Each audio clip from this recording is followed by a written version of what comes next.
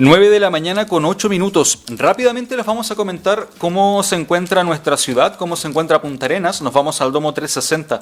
Tenemos cielos parcialmente nublados en Punta Arenas, ciudad capital de la región de Magallanes. La temperatura actual es de 3 grados con sensación térmica de 0. Se espera que la velocidad del viento para el día de hoy llegue a un promedio de 21 kilómetros por hora y actualmente el porcentaje de humedad es de un 94%. Así se encuentra Punta Arenas en esta mañana de día miércoles 2 de julio del 2025. Seguimos acompañándolos acá en De Buenos Días Región y estamos en vivo en radio, televisión, en vivo por Facebook, nos encuentra como Radio Polar, en vivo por YouTube, nos encuentra a través de Polar Comunicaciones, la multimedia acompañándolos en el Buenos Días Región.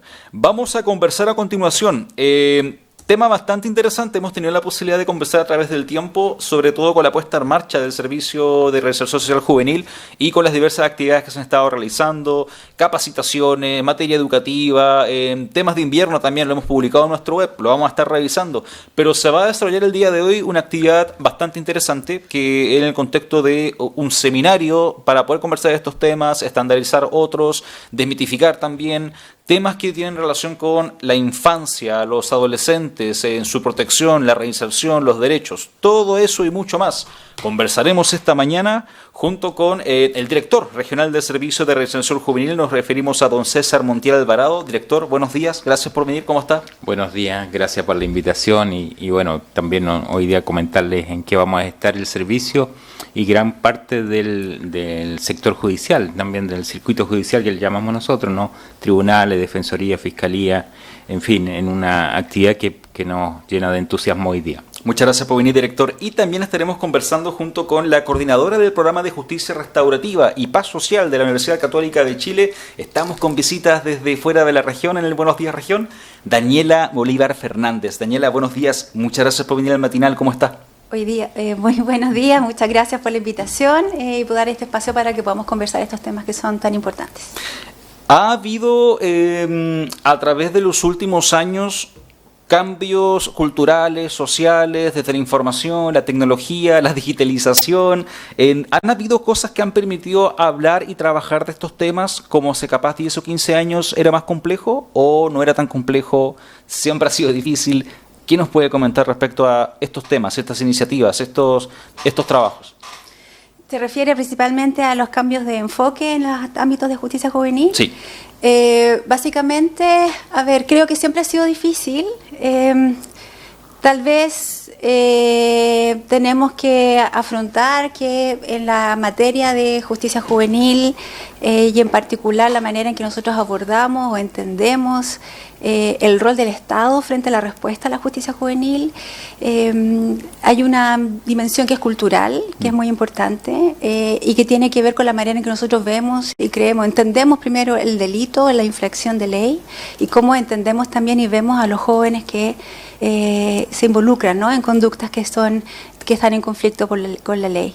Y de ese punto de vista ha habido evidentemente una evolución desde el punto de vista de poder integrar de manera mucho más seria los principios de la Convención de los Derechos del Niño a la intervención en justicia juvenil, por un lado, y por otro lado, el comprender, y en eso don César podrá comentar también mucho más, la relevancia que tienen los actores judiciales en la respuesta a estos jóvenes. Básicamente, cuando digo que es un cambio cultural, también implica que tenemos que comenzar a entender que el sistema judicial tiene que tener un rol en la manera en responder a estas temáticas, no solo desde la perspectiva del castigo, que es lo que habitualmente la opinión pública, ¿no es cierto?, tiende a enfatizar, sino en la línea de la reinserción social y la rehabilitación. Muchos de los jóvenes, y eso es algo que la evidencia internacional y nacional ha sido muy clara al respecto, vienen de contextos muy vulnerables, habitualmente son jóvenes que han sufrido experiencias de victimización muy temprana en su infancia y a veces situaciones muy graves de vulneración y por lo tanto también son personas que vienen con mucho daño en su proceso de evolución y por lo tanto es muy importante que la manera que nosotros respondamos a ellos sea acorde digamos, a la dignidad que merecen, al trato que merecen, pero también a las posibilidades que tienen y que siempre las tienen, y eso es algo que también la evidencia lo ha destacado, para reinsertarse socialmente. Me llama la atención el cuidado que debe haber respecto a estos temas, sobre todo cuando se traen a conversación, a debates, las realidades internacionales. Estábamos en un año eleccionario, estábamos en un año donde se ocupan muchos ejemplos de lo que se hace en otros países respecto a los jóvenes, situaciones intelectuales, lo punitivo, estos temas, por ejemplo, que se conversan muchas veces de bajar la edad para que puedan ser procesados, o las terapias de choque, la realidad estadounidense, el cuidado de traer o comparar modelos sin ver este factor cultural. Sí, eso es muy relevante. Creo que acá hay que hacer varias distinciones, y una distinción tiene que ver con esta tendencia, ¿no es cierto?, a la creencia de que la respuesta punitiva es la única respuesta posible, y en eso hay bastante evidencia, y en eso también hago un llamado a los políticos a poder integrar y a conocer la evidencia que existe al respecto. Y la evidencia indica que mientras más punitivo sea el castigo, sobre todo, y menos rehabilitador o menos en la línea de la reinserción, vamos a tener efectos más bien nocivos en las personas, y sobre todo en los jóvenes infractores de ley, que son personas que están en desarrollo, ¿no es cierto?, que están en una etapa crucial de su vida, y por lo tanto la manera en que nosotros reaccionamos puede tener un efecto muy de larga data en su desarrollo, digamos, personal y de ciclo de vida en general, de trayectoria vital, ¿ya? Desde ese punto de vista, me parece fundamental que podamos empezar a mirar esta evidencia, tomarla seriamente. No hay ninguna indicación de que bajar la edad de responsabilidad penal o aumentar los castigos va a ser mejor, sino que más bien al contrario, puede ser mucho más negativo a larga data para efectos de estos mismos jóvenes en conflicto con la ley. ¿Hay algunas cosas que hayan sido interesantes o que sigan siendo interesantes desde el punto de vista de todo lo que involucra el derecho de las infancias, la recensión, todos estos temas, desde lo que significó la vuelta a la presencialidad o el paso de pandemia? ¿Hay algunas cositas interesantes, algunos fenómenos, algunos patrones, cosas que capaz ni se hablaban y que ahora se hablan después de la pandemia, algunas que se agudizaron más? ¿Algo que en lo personal a usted le haya llamado la atención de ese proceso? La verdad es que yo creo que en general, yo sé que los índices de criminalidad, por ejemplo, tuvieron algún tipo de afectación naturalmente, y cambiaron las características también en la naturaleza de algunos tipos de violencia, y en eso tal vez el director pueda darnos mucha más información respecto de cómo se ha visto eso en la región, pero desde mi punto de vista, los fenómenos que están detrás de la justicia juvenil o de la infracción juvenil son más o menos similares, ¿no? Obviamente que se han tal vez modificado algunas dinámicas, pero ahora estamos llegando y volviendo a etapas prepandemia desde el punto de vista de los números y de las tendencias, digamos, en general. 9:16 a.m. Director, habíamos estado conversando hace un tiempito atrás sobre la puesta en marcha, el tema de la infraestructura, la visita que hubo por parte de la Seremi de Justicia, diversos temas que se han ido desarrollando y que hemos tenido la posibilidad nosotros de también hacer el seguimiento en nuestra página web. En estos primeros meses de la puesta en marcha del servicio de reinserción juvenil, ¿cómo ha sido este tema de poder hacer notar la importancia del multienfoque, del intersector, de que no es solamente el tema punitivo, los tribunales, dónde queda el joven, sino el tema de las actividades que se van realizando? Vamos a estar conversando en un par de minutos más sobre el seminario, pero ¿cómo ha sido este tema de la implementación del servicio, hacer notar la importancia de lo integral, de lo del multisector? Sí, ahí yo diría 3 elementos que son súper relevantes e importantes para la puesta en marcha de un servicio, porque efectivamente, a pesar de la historia de haber asumido gran parte de la tarea que venía realizando al Sename, igual es un servicio nuevo con nuevas perspectivas, con nuevos procesos también internos, modificación de la ley, son varias cosas. Pero hay 3 cosas que para mí resultan súper relevantes o para nosotros como servicio. Uno, la adaptación de los funcionarios Sename traspasados al servicio y la potencia que eso tiene, desde la experiencia, desde el desarrollo de la vida de muchos de los funcionarios en el servicio que la pusieron a disposición de nosotros. Uno, el tema de los funcionarios. Un segundo elemento, todo el circuito judicial. El circuito judicial se tuvo que preparar, capacitar, entrenar, tener nueva mirada, y hoy día vamos a reforzar eso, ¿no? Ese trabajo y ese diálogo que tenemos con el circuito judicial. Y ahí los jueces han sido fundamentales, Fiscalía, Defensoría, es decir, que han estado muy cercanos a nosotros. Y los programas del medio libre también a través de la Corporación Opción. Entonces, eso es súper relevante como un segundo elemento. Y un tercer elemento que ha sido súper fuerte, y ayer conversábamos mucho con Daniela en ese sentido, lo que tú llamaste el intersector, que nosotros llamamos también, obviamente, el intersector, pero que son el mundo privado, el mundo público, las instituciones de educación superior, la UMAC, no sé, y la empresa privada, ¿no? Este mundo privado que a veces estaba alejado o lejano porque nosotros no lo consideramos, o solo en algunas cosas puntuales, pero hoy día se comprometieron, sobre todo las empresas regionales, en decir, mira, qué interesante lo que ustedes nos plantean, sí, nosotros tenemos opción primero del tema de la capacitación, de la posibilidad de la inserción laboral de aquellos chiquillos que o están cumpliendo alguna sanción o terminan una sanción, en fin, y dicen, pero y no solamente eso, sino también en cómo mejoramos las condiciones de habitabilidad de los lugares que ustedes tienen. Y fue así que, por ejemplo, ENAP nos construyó 2 bodegas a través de la franquicia tributaria hace un tiempito atrás, y fue enero conversamos con ellos, febrero comenzaron a trabajar, y marzo, abril y mayo estuvo para la habilitación.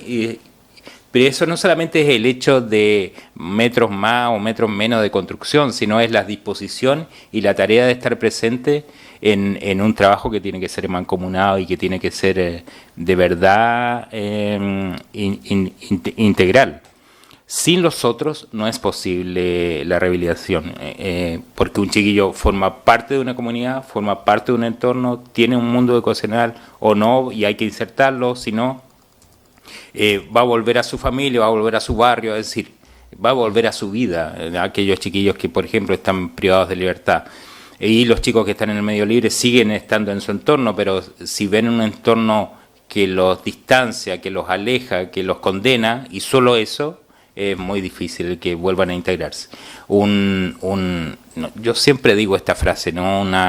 Un chiquillo que se rehabilita es una generación que se salva. En términos de salvar, de decir que se puede integrar positivamente y puede ser un aporte fundamental a nuestra sociedad.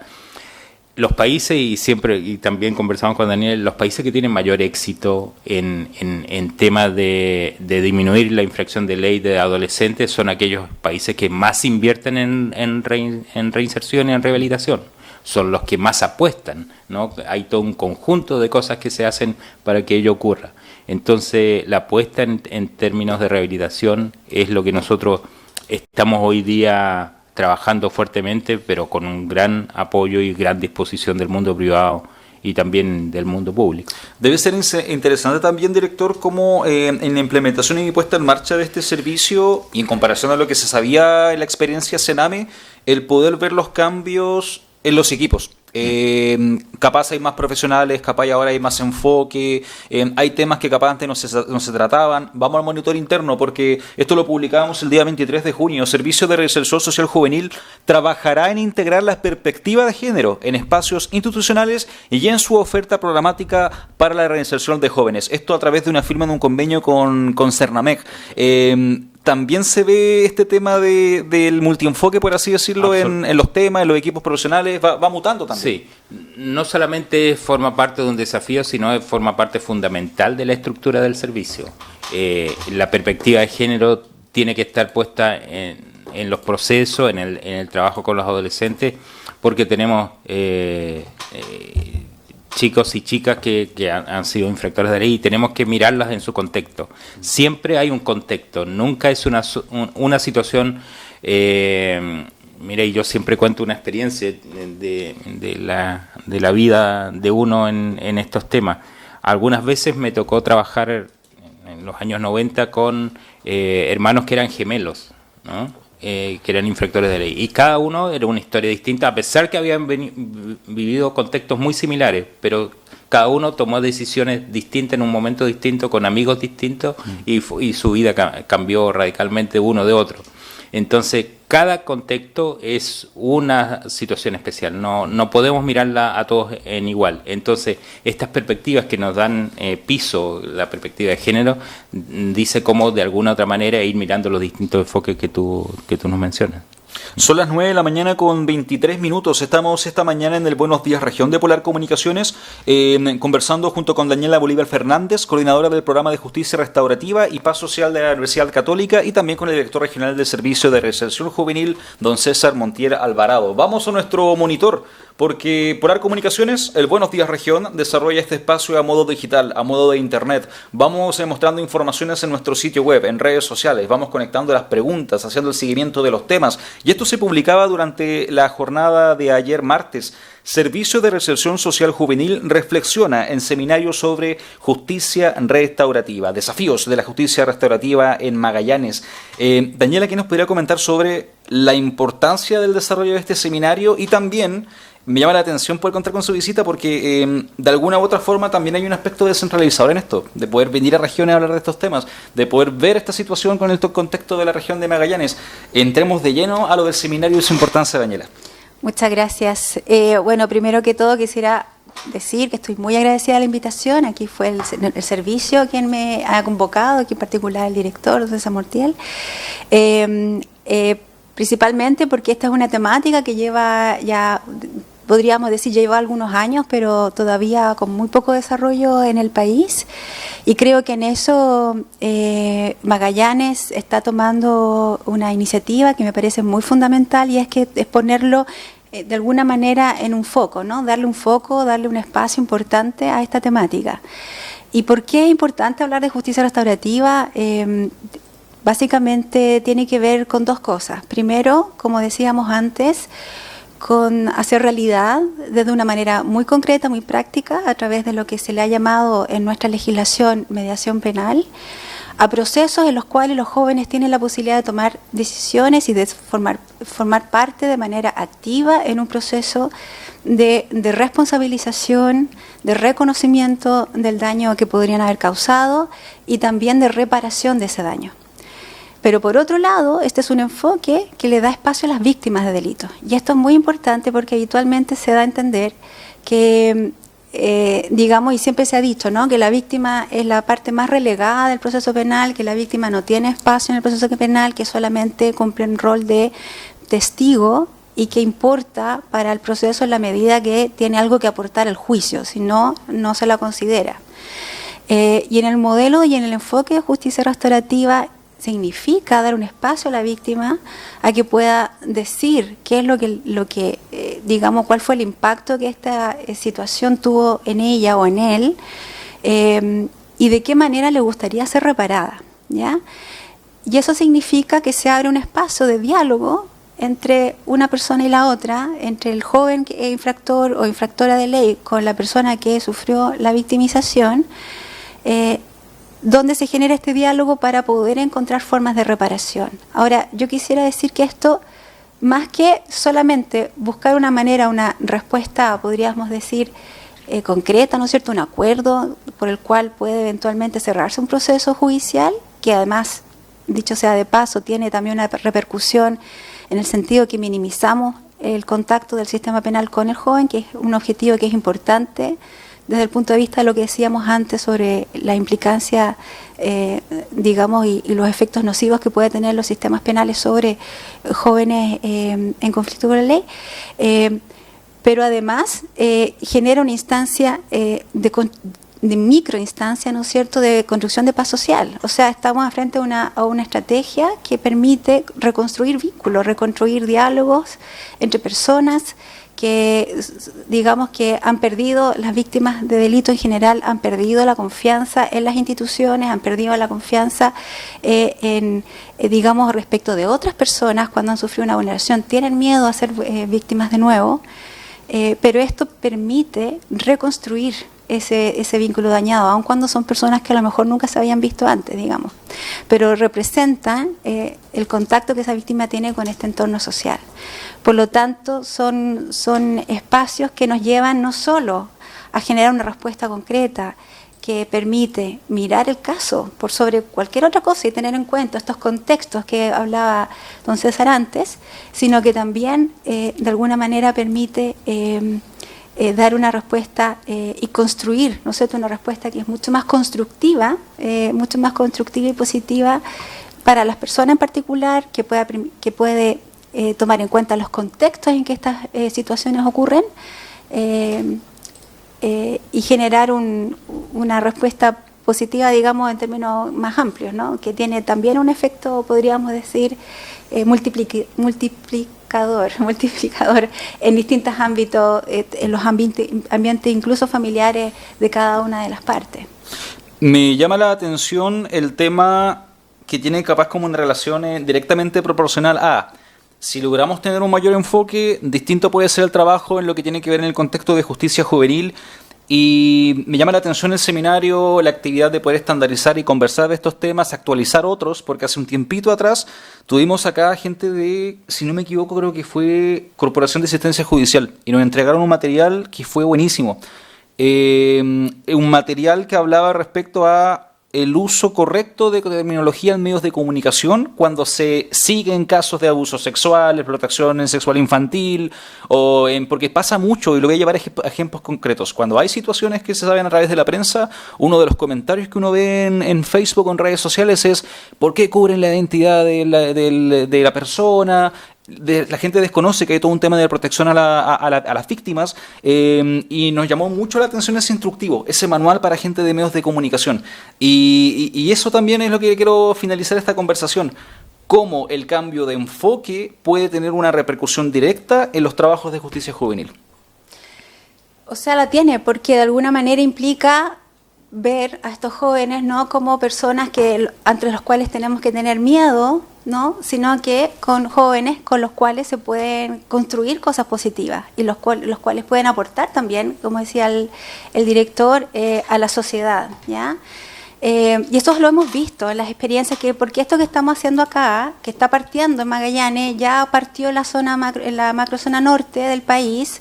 Han habido programas pilotos en Chile, pero algo que veníamos conversando también con el director es resaltar que esto tampoco es algo que estamos innovando en el sentido de que es algo completamente nuevo en el mundo, digamos, sino que es algo que ya tiene mucha experiencia internacional, fuera de Latinoamérica, pero también mucho dentro de Latinoamérica, y que de alguna manera implica tener una perspectiva más positiva respecto de estos usuarios que son los jóvenes infractores, y poder también ver, y creo que no es menor, darle un lugar a las víctimas de delito a que puedan tener un mayor protagonismo en el proceso.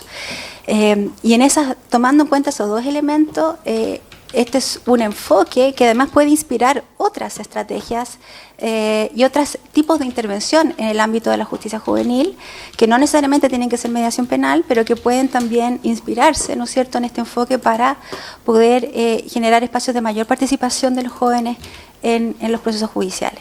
9 de la mañana con 31 minutos. El día de hoy se va a estar desarrollando a partir de las 14:30 horas en el CADI UMAG.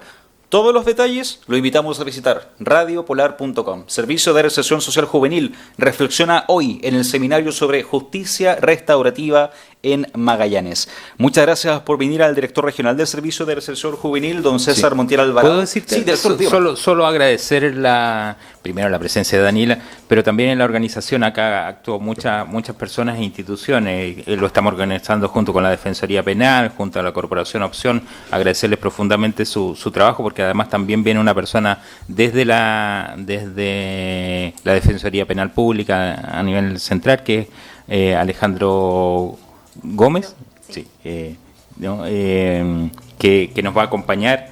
Y también agradecer para la organización, por ejemplo, estuvo UMAG, Recasur, la Corte de Apelaciones, ¿no? Y la Fiscalía, que nos ayudaron a organizar. Entonces, esto también se refleja un poco en lo que estamos haciendo en las otras tareas, así que agradecer. Muchas gracias por venir, director. Daniela, muchas gracias por venir a Polar Comunicaciones, a Magallanes, a Punta Arenas. Que salga todo bien en el seminario. Muchas gracias. Manténgase en nuestra sintonía. Estaremos conversando con la Seremi del Trabajo después de comerciales. Ya volvemos.